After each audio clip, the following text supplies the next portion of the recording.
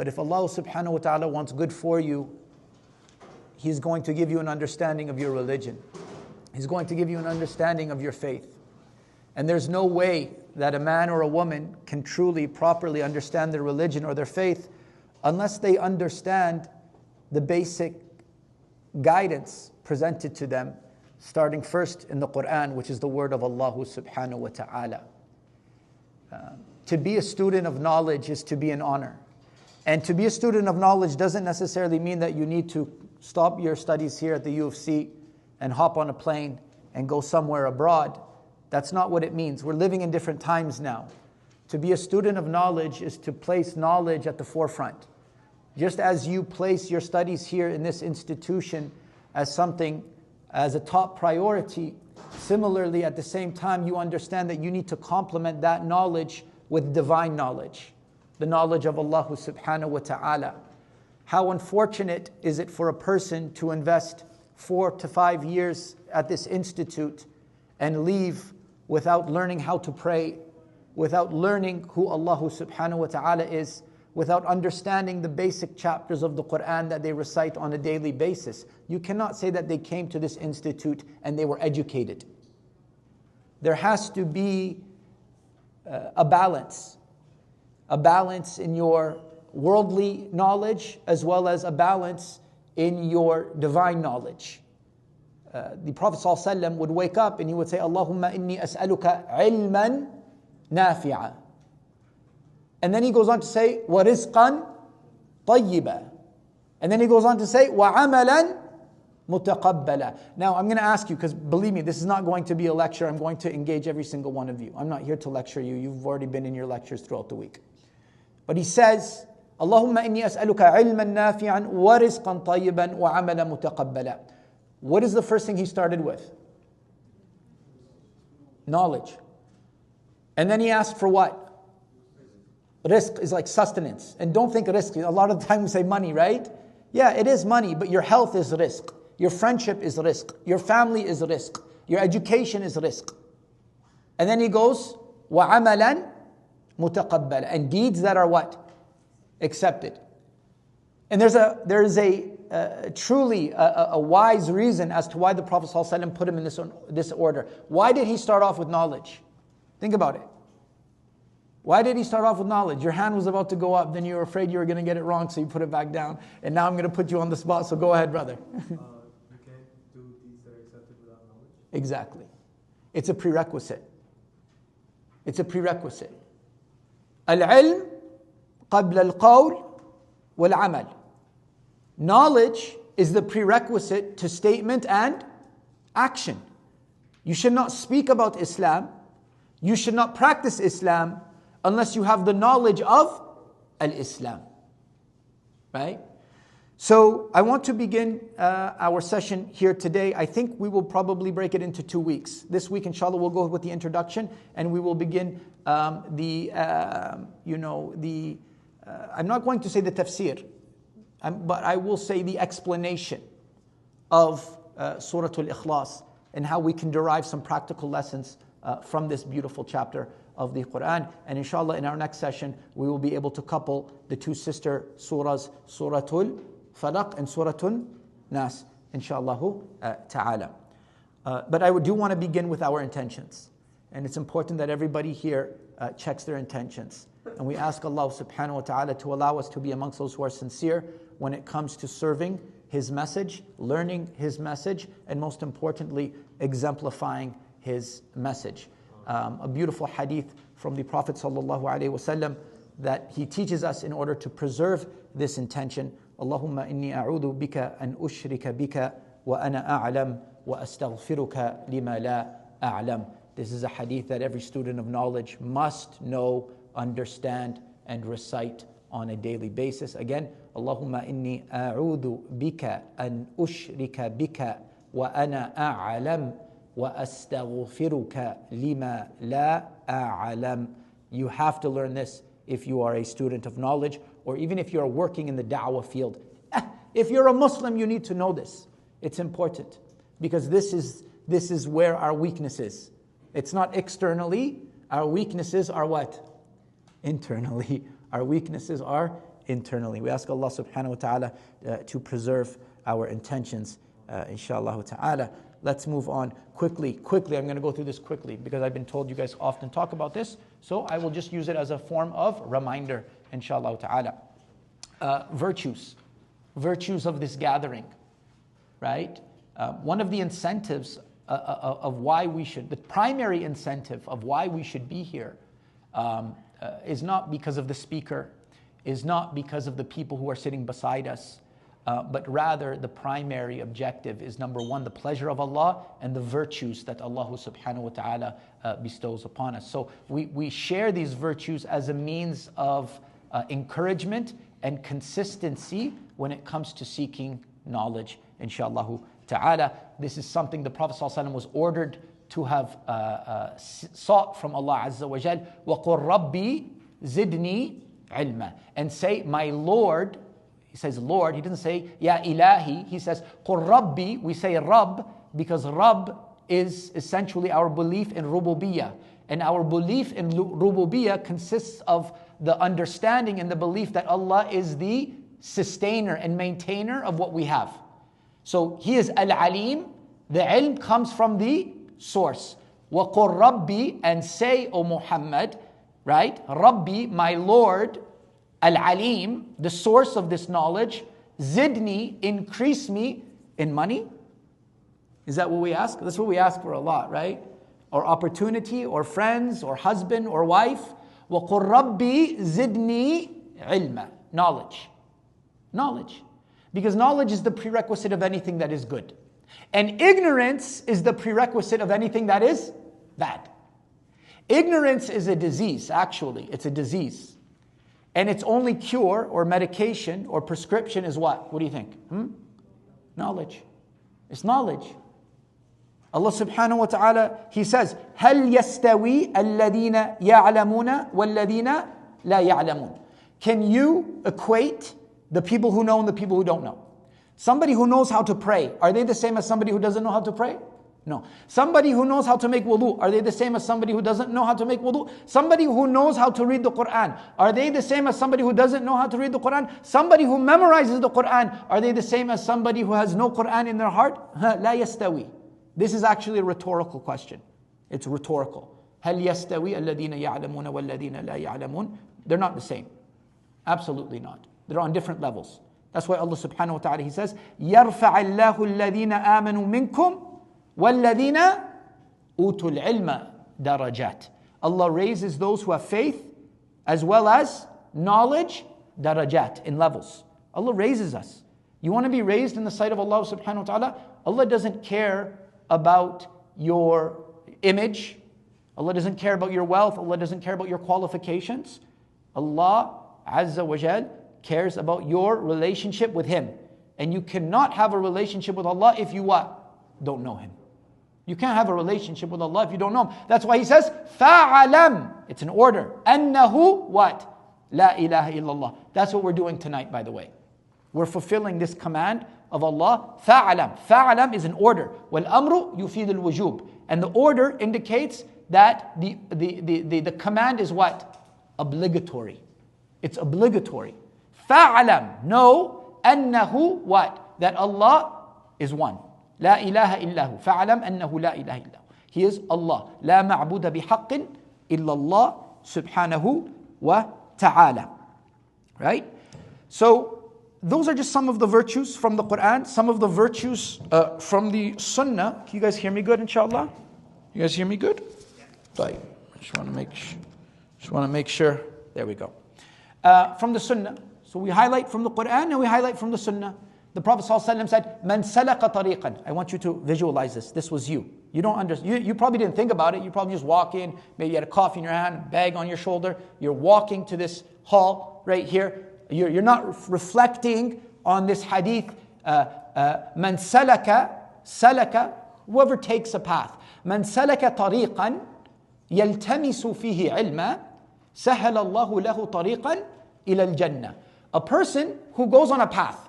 Your path from Mac Hall or from your class or from your faculty all the way here You're walking, you're talking, you're on your phone. You don't know that there are angels around you. You don't know that Allah is recognizing you. I was driving here, I was thinking about this. Man salaka tariqan.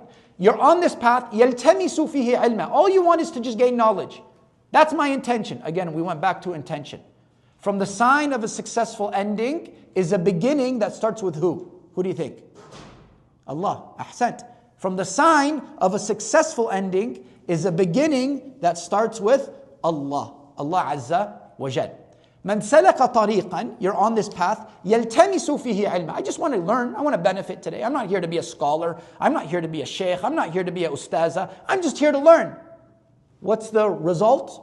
سهل الله له طريقا إلى الجنة. That Allah is going to facilitate for you a path to Jannah. Because that's what knowledge does.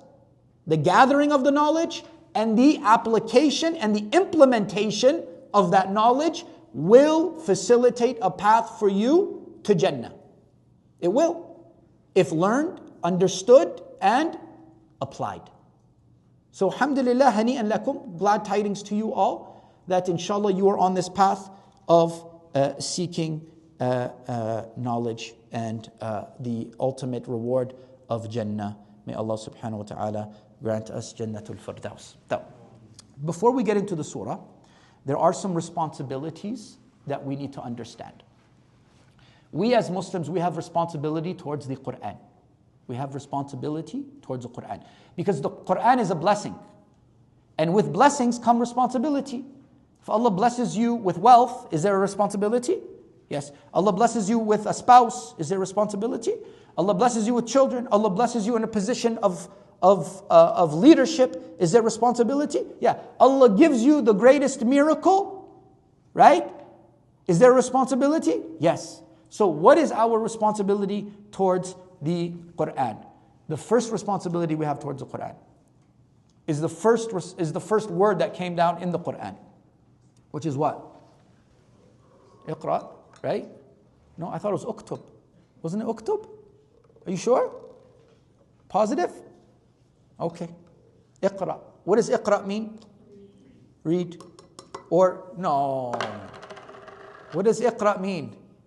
Recite. Iqra means recite. There's a difference between reading, right? Right? Reading is reading. Reciting, when the Imam, you guys, I know this, the UFC loves their reciters, mashallah. Right? It's good. It's good. So he says, Iqra, recite. Rattil. Wa rattil al-Quran. What? Tartila. So our first responsibility towards the Quran is to recite. Learn how to recite. Right? You have to understand how to recite the Quran. Actually, reciting the Quran is wajib because it is part of our what? Salah. It is part of our salah. And this is why I love QP so much. I love QP because their goal is to take care of these responsibilities. Is to understand that there is a responsibility towards this blessing of the Quran. And it starts off with understanding the Arabic language, learning the Arabic language with the objective, first and foremost, of what? Being able to recite the Quran accordingly. And that is to fulfill the command of Allah subhanahu wa ta'ala, essentially, اقرأ ورتل القرآن ترتيلا ورتل القرآن ترتيلا. طيب, let's continue inshallah. I thought this was going to be behind me, but it's not, so now it's in front of me. Contemplating its verses. Contemplating its verses. Allah Azza wa Jal, He orders us to contemplate the verses of the Quran. أَفَلَا يَتَدَبَّرُونَ الْقُرْآنِ. What does Allah say in Surah Al-Baqarah? Alif Lam, what? Ra? Mim. Okay, good. I'm just making sure you guys are with me, okay? Alif Lam, Mim. ذَلِكَ. Now you guys, I'm going to talk to you guys. What is ذَلِكَ? Ismu what? No. Ishara, yes. Ismu ishara. Okay? هذا ذَلِكَ. What's the difference between هذا? Why didn't Allah subhanahu wa ta'ala say هذا الكتاب? Go. That's the Quran. Over there. Huh? But what does that mean? Why didn't it say هذا?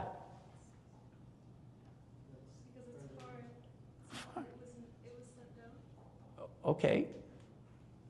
Ah. Somebody's hand's in the back. Yes, sister. Maybe because it's like it's so honorable, so Allah says like that. Yes, that's exactly it. When something is honorable, you what? You raise it.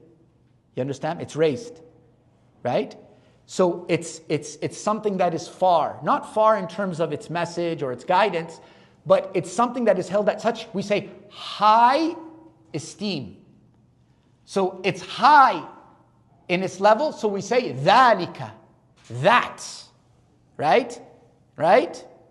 Right? Somebody say, that is a man, mashallah.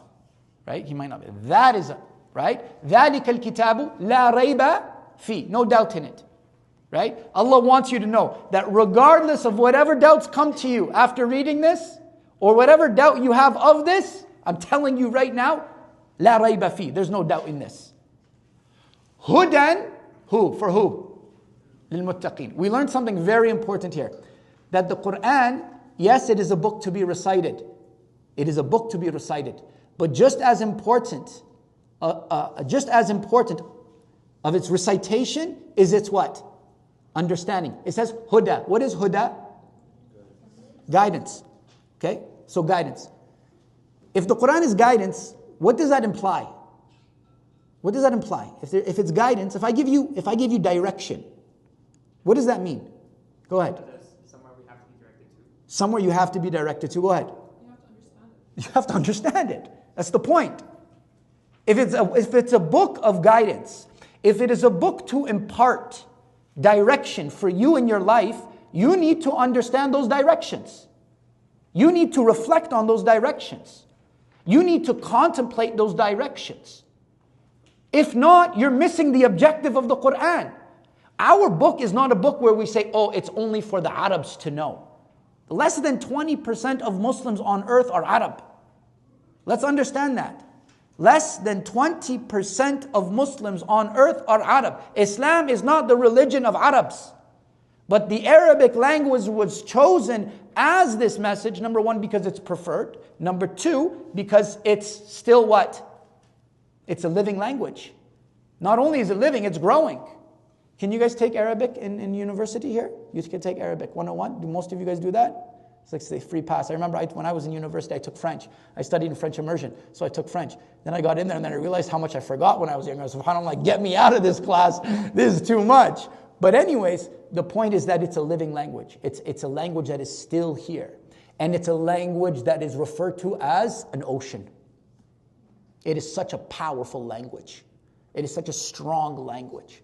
When I studied Islam, and I studied Islam for a big part of my own life, the hardest part of all of it was not going and studying Aqidah, or studying Usul, or studying Tarikh.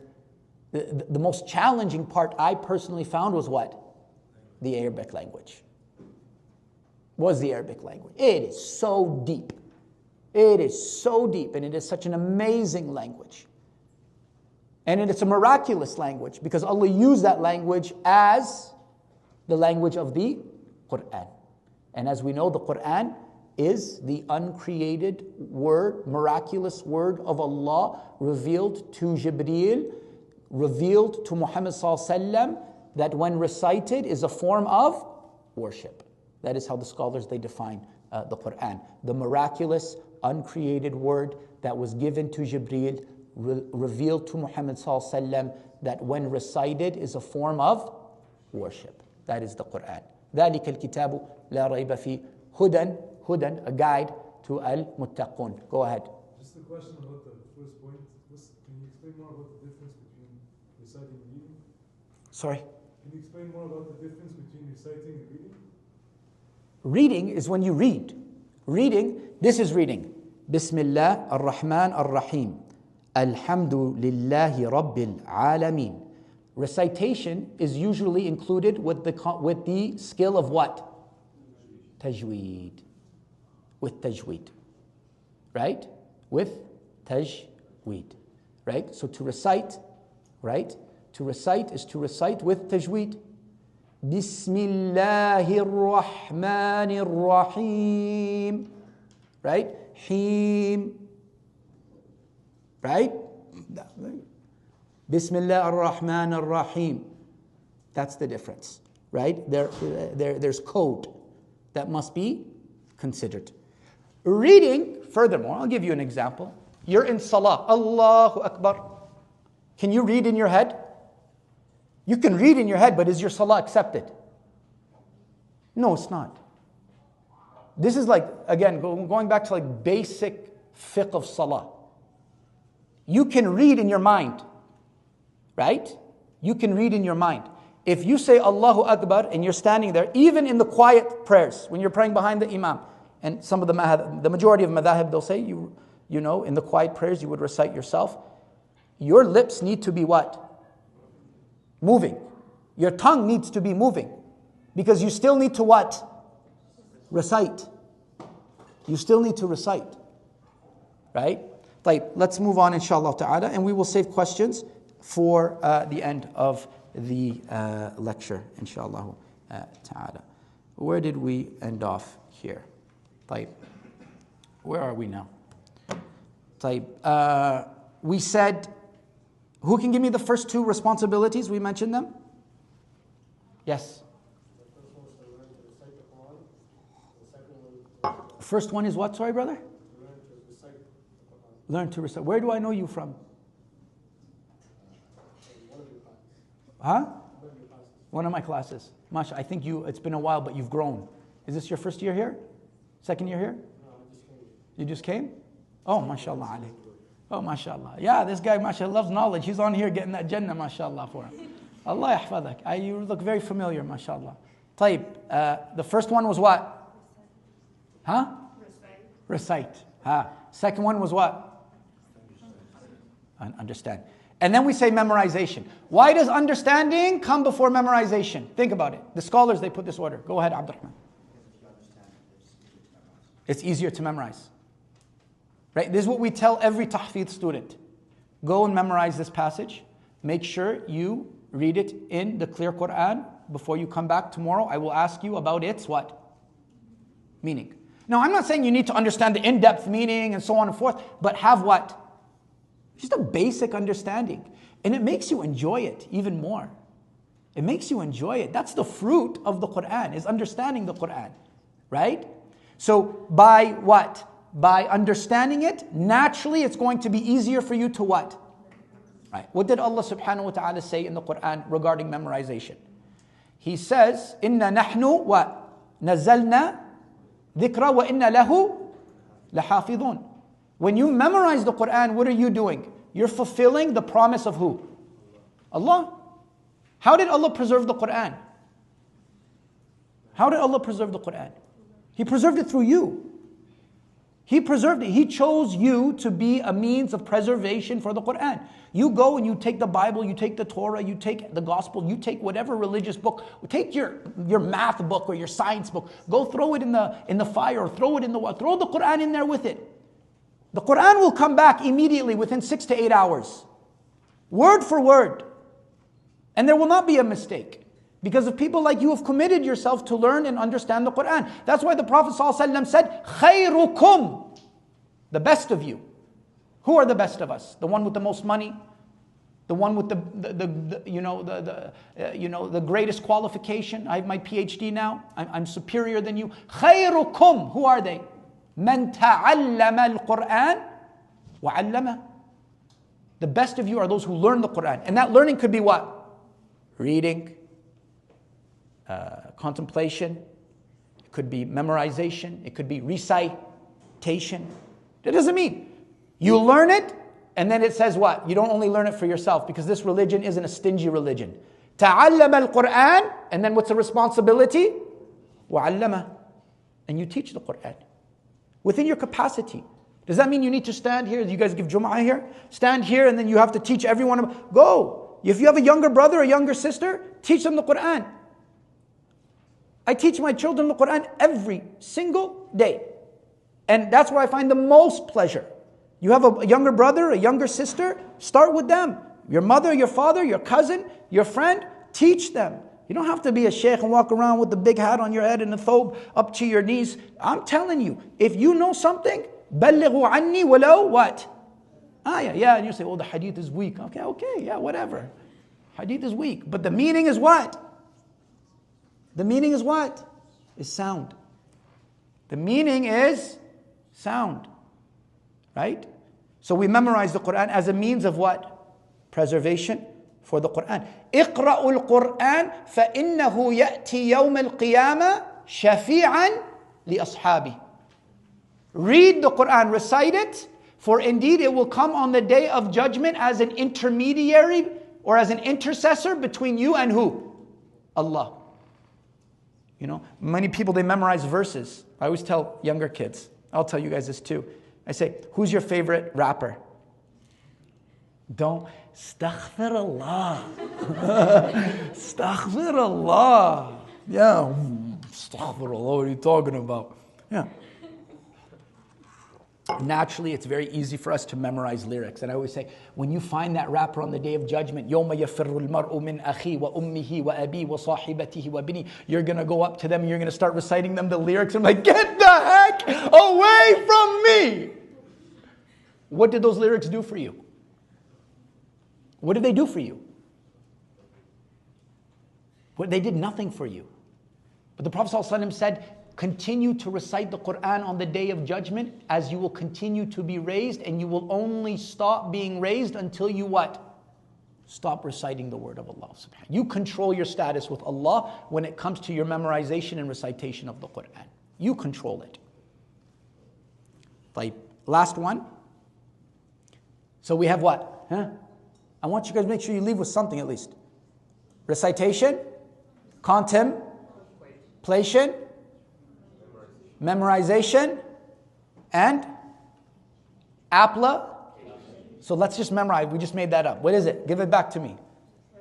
Recitation. Make it. You have to make it into like something that. Recitation, contemplation, memorization, application. Yeah, make it into rhyme. You'll remember it for the rest of your life. Huh? Implication. Yeah. Right. Application. Implication is something else. Right. Yeah, that's good. Okay? When Aisha radiallahu anha, she was asked about the Prophet's adab. How was the Prophet sallallahu alaihi wasallam? Oh, Prophet sallallahu alaihi wasallam was not too tall. Yeah, if you read the books of fiqh or in the books of hadith on the description of the Prophet, I highly recommend everybody to do that. But when they were asked about the Prophet, she never said he was not too tall yet not too short. He had broad shoulders and a flat stomach. He had hair that was sometimes down to his earlobes, and sometimes it would be shaved. He had a big round head with big eyes. His hands were big and soft. The Prophet ﷺ smiled to the point where when he smiled, you could see every single one of his teeth. And there were spaces between his teeth. Was this how she described the Prophet ﷺ? When she described the Prophet ﷺ, what did she say? كَانَ خُلُقُهُ الْقُرْآنِ. Enough said. You want to know who the Prophet ﷺ was? He was a man who exemplified the Quran in every aspect. Whenever the Quran commanded, he commanded. And he upheld that command. Whenever the Quran gave him a prohibition, he remained away from it and he upheld that prohibition. كَانَ خُلُقُهُ الْقُرْآنِ. So we have to understand the fruit of the Quran is what? Having good akhlaq. It's not the recitation of the Quran. We fall in love with people with melodic voices. And that's fine because it brings us closer to Allah as long as we're not getting attached to the individual. Getting attached to the individual is a problem.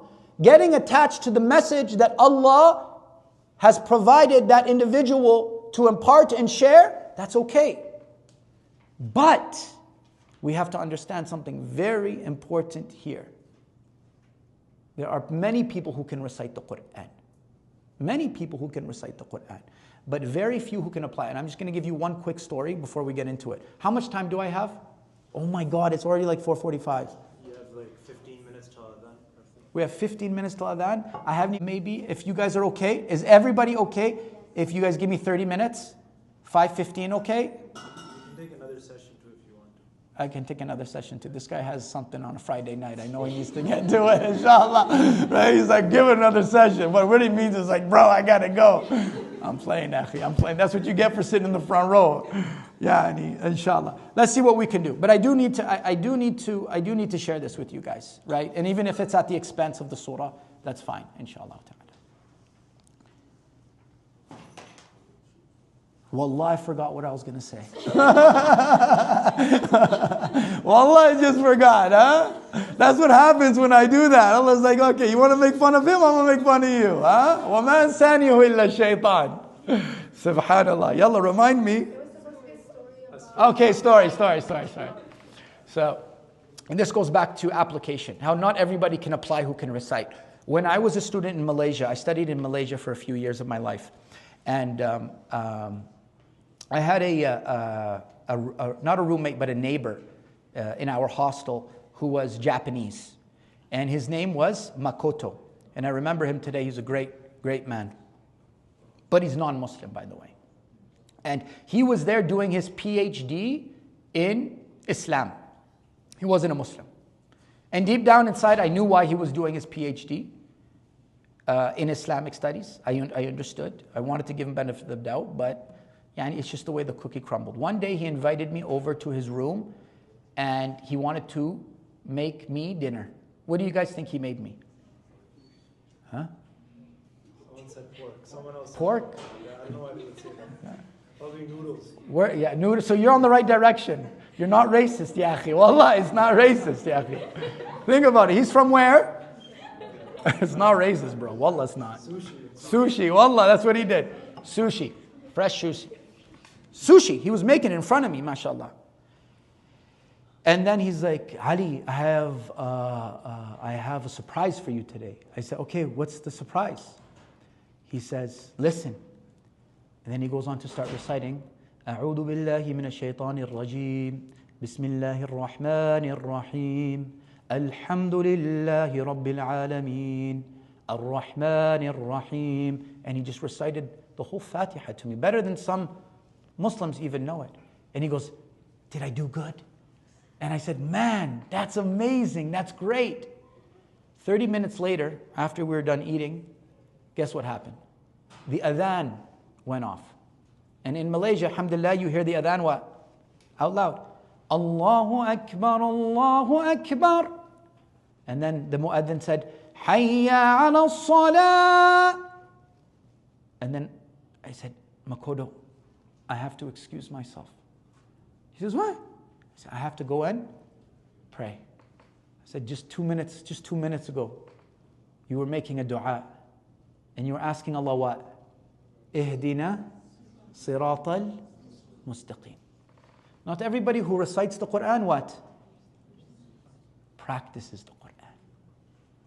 That was the difference between me and him on that day. Is that I wanted to uphold that command of Allah and I wanted to be on that straight path. So remember guys, Al-Quran hujjatun laka aw alayk. The Quran is either an evidence for you or an evidence what? Against you. And it ultimately comes down to how you implement it. Are you implementing it? Are you using it? Is it your form of guidance?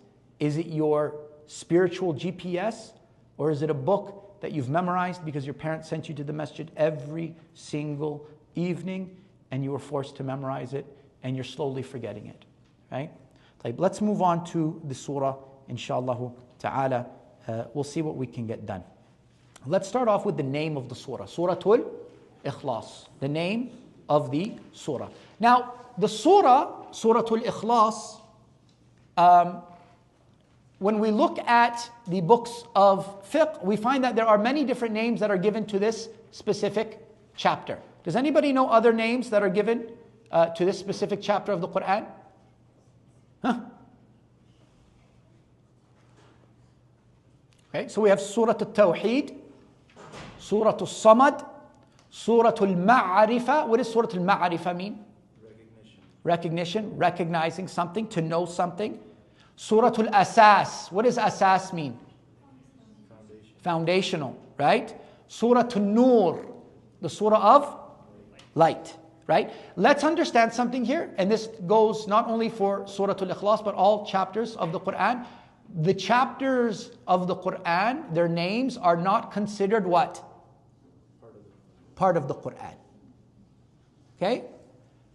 Meaning, they're not revelation from who? Allah subhanahu wa ta'ala. Meaning, there's no ruling when it comes to its reading. You don't like say, Suratul Ikhlas. Right? You don't recite it. And there's no reward for every letter that you read. Suratul Ikhlas. No. The ruling is for the Quran. Right? وَلَا أَقُولُ أَلِفْ لَام مِيمٌ حَرْفٌ وَلَكِنْ أَلِفٌ حَرْفٌ وَلَامٌ حَرْفٌ وَمِيمٌ حَرْفٌ.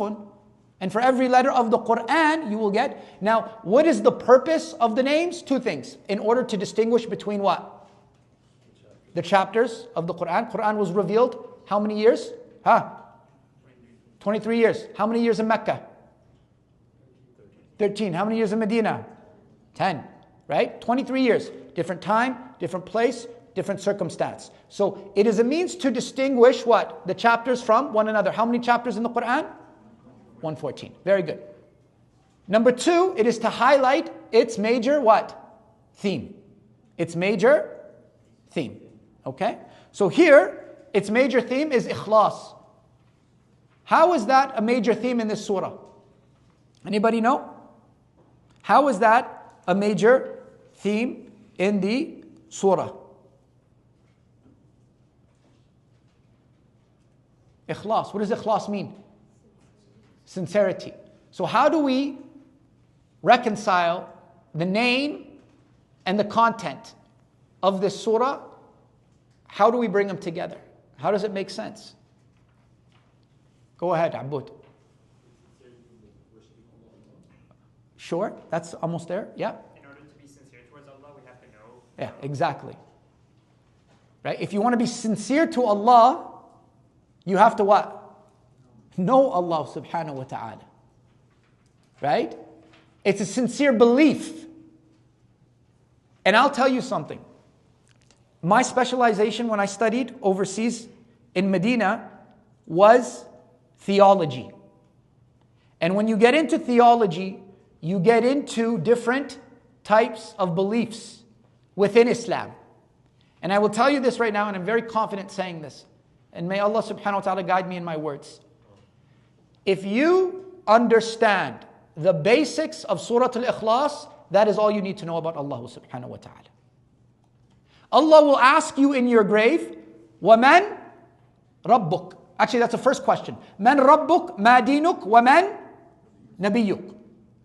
If you don't know Allah, that's why he says, فَاعْلَمْ أَنَّهُ لَا إِلَهَ إِلَّا اللَّهِ. If you don't have the capacity in your mind, if you don't have the knowledge in your heart to be able to tell someone in the hall, someone who asks you about Islam, who is Allah? You say, Allah is God. That's not enough. Do you think that you're going to be able to answer the question in the grave if you're not able to answer the question here above the earth?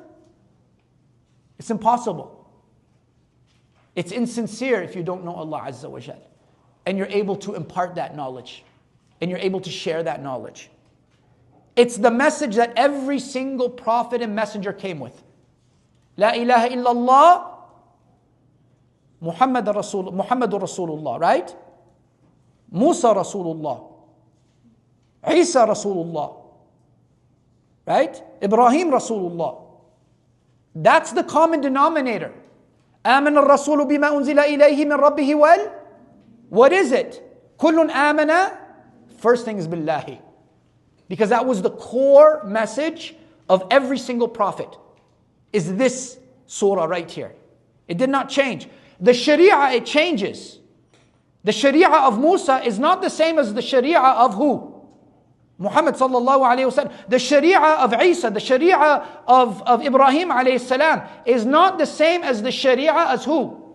As Muhammad sallallahu alayhi wa sallam. But what is the same is the belief in Allah subhanahu wa ta'ala. So just as the nations before us understood who Allah subhanahu wa ta'ala is, it is our responsibility as well to understand whom Allah subhanahu wa ta'ala is, and that is found in this chapter of the Quran. And you know what's so beautiful is if that you ask a little kid, what is the first surah that most kids memorize? No, like this is real, right? Maybe even before Surah Al-Fatiha. You ask any kid in kindergarten. I asked my kindergarten, my child in kindergarten. She knew Surah Al-Ikhlas before she knew Surah Al-Fatiha. And that shows you that our faith, if a faith is true, the clearest message has to be what? Who is God? If any faith is true, the clearest message has to be who is God. Inna salati wa nusuki wa mahyaya wa mamati lillahi rabbil alameen. Okay, if you want my life and my death and my sacrifice and everything to be for Allah, the prerequisite of that is what? Knowing Allah. If you're sincere, if you say, I'm going to sacrifice for Allah, I would die for my mother, I would die for my father, I would die for my family. Why? Because I know them. I will give everything up for them. I will fight for them. I will work every day to serve them because I know who they are. Similarly, I will do the exact same for who? And more. Because what my family gives me is nothing compared to what Allah gives me. Actually, what my family gives me is what? Coming from who? Coming from Allah subhanahu wa ta'ala. If I don't know Allah, then really, is your life for Allah? Is your death for Allah? Is your sacrifice for Allah? That's why Allah gives us these small verses that the most intellectual individual and the Bedouin coming from the deepest depths of the desert can come in and understand who God is. It doesn't matter who you are. Young, old. You know what I usually do in a halaqah like this? I say, where's the youngest kid? Some of you have probably seen this in the years past. I say, where's the young? I want the young kid. He's looking around for the young kid. There's no one that young. And I'm literally telling like a 2-3-year-old, and they come up and I just ask them a question. Where is Allah? Where is Allah? What do? They go like this. They go like this. Or they move their eyes up, they go like this. That's fitrah. This surah right here, it pierces the fitrah of your heart. You know, I used to tell people, person took shahada in my office just 2 days ago. May Allah guide them. And they're like, well, who's God? And instead of getting all theological with them, I say, you know when the roads are bad? They say, yeah. And you're driving? Yeah. And then some new driver in training and all that, and they cut you off and you stomp on the brakes and your car goes out of control. What's the first thing that comes out of your mouth? Oh my God. That's God. That's God. You know when you're on the plane and the turbulence comes, oh my God. That's God.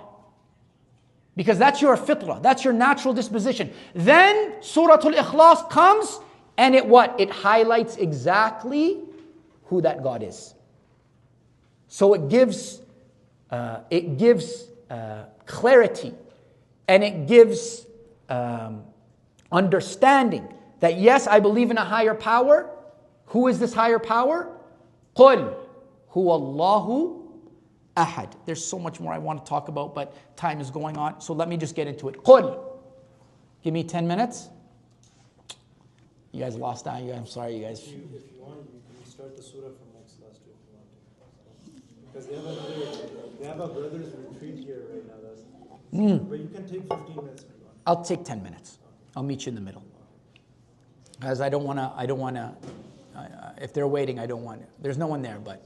We're good, yeah. Oh, he's good. Okay. All right. 10 minutes.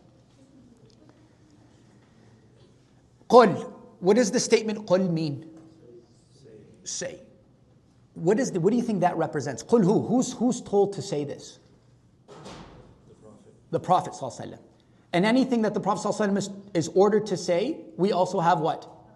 An obligation towards that as well. But Allah subhanahu wa ta'ala, He teaches us something here by ordering the Prophet to say. Qul here represents that all you are, Muhammad sallallahu alaihi wasallam, is a warner. Allah Azza wa Jal, He says this in the Quran. In 2 separate surahs, Allah subhanahu wa ta'ala, He says, إِنَّكَ لَا تَهْدِي مَنْ what? أَحْبَبْتِ. You do not guide who you love. When the Prophet ﷺ was trying to give shahada to who? Abu Talib, he did not accept. He did not accept. Allah is reminding the Prophet ﷺ, you Muhammad ﷺ, innaka la, you, inna is like an affirmation, right? Like certainty, it's an emphasis. Innaka, you, la tahdi man ahbab. You will not guide who you love, period. And that principle, or that guidance given to Muhammad ﷺ is given to us as well. But in another verse found in Surah Ash-Shura, Allah subhanahu wa ta'ala, He says, وَإِنَّكَ لَتَهْدِي إِلَىٰ صِرَاطٍ مُسْتَقِيمٍ. So there's a contradiction here. One verse is saying you don't guide who you love, and the other one is saying you guide to the straight path. How do we reconcile between the two? Okay, go ahead, young man.